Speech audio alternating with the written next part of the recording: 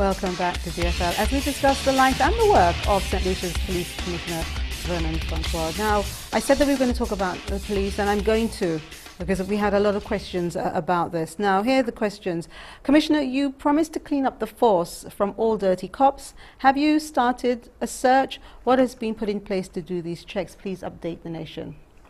Yes, well, I promised to clean up the force, but I didn't necessarily promise to go on any witch hunt. Obviously, for us to be able to deal with police officers who engage in negative behavior, we need to put together the evidence. We've had some cases where police officers have been dismissed.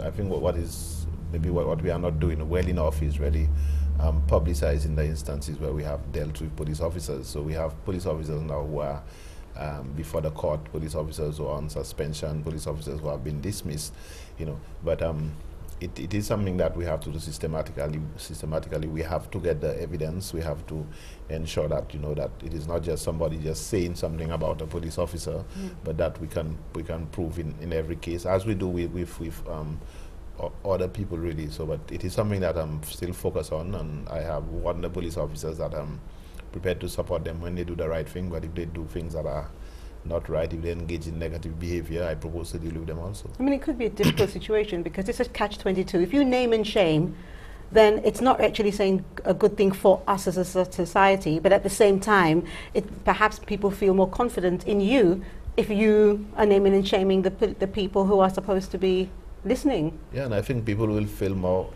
comfortable with the organization too. I know there are a number of police officers who will not want a few bad police officers to bring down the good name of the organization. That's another consideration. Every day pursue them and chase them, and if there is any opportunity they have to deal with them, they will also deal with them. So for us, it is not I suppose maybe it may not look right to be chasing after your own colleagues, but the fact of the matter is that I think the name of the organization is bigger than every one of us. Okay, here's another question. Why is it right for police officers to shoot persons and say they are defending themselves and it's okay, whilst a correctional officer who shoots an ex-prisoner defending himself is treated like a criminal? Well, we have to deal with every case on its individual merit. We have had cases of police officers who shot people and then they are before the courts also. So the correctional officer is before the court. In every single case, we conduct an investigation, and if it's determined that there is evidence for the individual involved to be prosecuted, whether you're a police officer or correctional officer, we will do just that. Okay. Why do policemen take police vehicles home when they're off duty? How does it benefit the nation when they're called out to investigate crime? Sometimes people are told they can't come to a scene because there aren't any vehicles. Are you aware of this? And if you are you doing anything about it? Well, obviously there are cases of abuse of the vehicles, but we need to be careful that we know that the circumstance before we can pronounce judgment. There are cases where the officers are authorized to go to their homes with the vehicle based on the nature of the jobs that they are doing. So we need to deal with every case on its individual merit. But I accept that there are cases of abuse, and whenever we get any information to suggest that there is abuse, we move on and deal with it, really.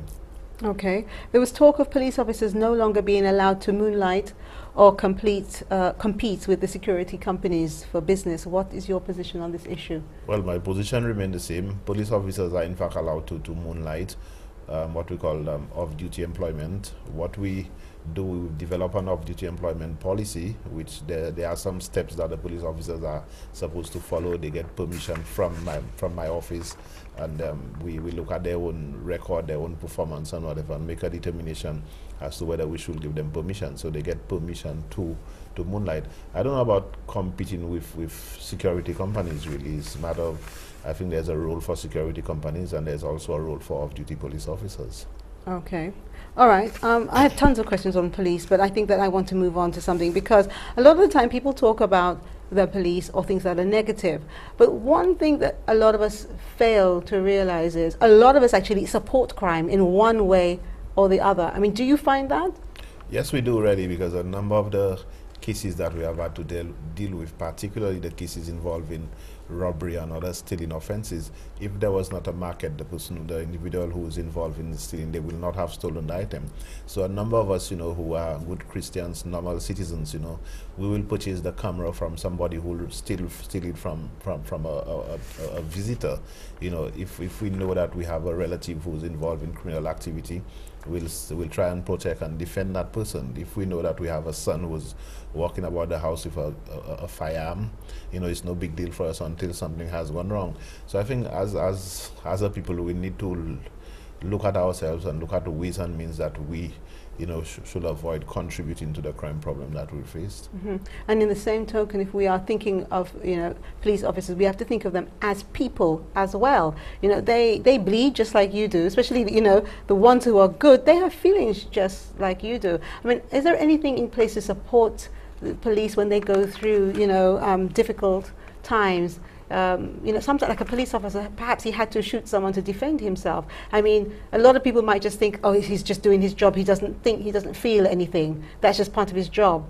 But I'm sure that police officers go through an emotional chain of events when something like that happens. Is there any support for them? Yeah, definitely. They are human beings, and obviously they go through the same stress that ordinary human beings go through. People need to understand that St. Lucians, the police officers, are the product of the St. Lucian society. What we've put in place is to have again, it's from the private sector, but we have a counselor on retainer. So whenever there is a case, even if it's not, it doesn't have to be connected to an incident, but in any case that a police officer has a need, whether it's his private affairs or whether it's relating to his duties, that he has a requirement to speak to a counselor. That service is available, it's been paid for by the government of St. Lucia. We want to go one step further by trying to put in place somebody who's directly aligned or associated with the police department to do it on a full-time basis, because at the moment it's done in the private sector, because the person is still going ahead and perform her normal duties, but that is available to police officers, and we encourage them to capitalize on it. Okay. Okay, let's come a bit recent now, because after this break we're going to open the phone lines. Okay, what happened in the latest incident allegedly involving a police officer sodomizing an 18-year-old from Micoud at gunpoint? Where are we at with that? Well, this matter, an investigation was conducted into the matter. A report was made, an investigation was conducted. The police officer was arrested. We did some forensic work, physical evidence work with his vehicle and some other stuff that we did in that particular case. We conducted an identification parade, but we are at the stage there where we've submitted all our findings in the matter to the Director of Public Prosecution for her final ruling in the matter. Okay, well, there are lots of things coming here. I mean, my notes say that there were 6 murders on Ireland over the weekend of October the 14th to the 16th, and although we can't go into all of them, I mean, has anything been done with them? That weekend, that is a month of October, yes, there was just so much happening then. Is anything being done, or is it do we just wait until you release the information? Well, I mean, it's difficult, I guess, for me to speak about individual cases as we speak, but a number of the recent murders we've had, I think we've gotten to a solution to them, and I think it's credit to the work by my police officers and also to the support we receive from members of the public. There are obviously some of them that are still unsolved, but we are following leads. But you see, the reality of police work is that you can only deal with the evidence that you are provided with. You don't really manufacture evidence. So it is possible that a number of these cases that are unsolved, there is somebody, or there are people who have information about it. I mean, what about the Gloria Greenwood case? I mean, she was murdered over a year ago. Anything happening there? Well, as far as I know that matter, somebody was arrested on the matter somebody's before the court for that matter. Okay, at this moment. All right. Well, I mean, it's very difficult, because sometimes people actually say that the delay is because the police have obstructed or they contaminate evidence.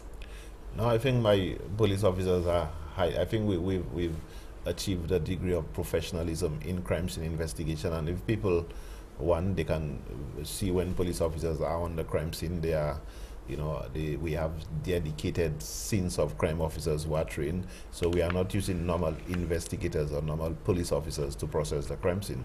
The crime scene is actually being processed by dedicated and trained scenes of crime officers. Additionally, we work along with the forensic lab, and if there is a requirement, we'll bring somebody along from the forensic lab for us. So as far as the collection of evidence, we don't really have an issue with it. And if anybody can show any case where there was contamination during the course of the collection of the evidence, then we can deal with it. But I know from what the system we are using at this point in time, where the collection of the evidence is done by dedicated and trained scenes of crime officers, that is working very well for us. Okay, well, when we come back for the break, I want to talk about the 911 calls. People are very upset. It takes them too long to get through to the emergency services. And we'll take your calls after the break. Here's a quick reminder of tonight's giveaways, which can be found on delawfactorlive.com and on our BBM profile. All right, I'm not going to remind you now. Let's just go to the break. You should know them by now. And when we come back, we're going to have some more questions from you, and we'll open the phone lines. See you soon.